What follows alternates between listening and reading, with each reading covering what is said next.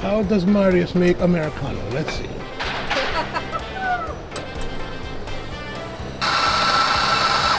I'm adding a portion of water into the cup, hot water into the cup, and grinding the coffee. See, evenly distributed throughout the basket. Place the tamper, make sure it's placed evenly, firmly pressed. Wipe the excess of the coffee. Rinse the group heads. Water in first, huh? Water in first, that's how we do here.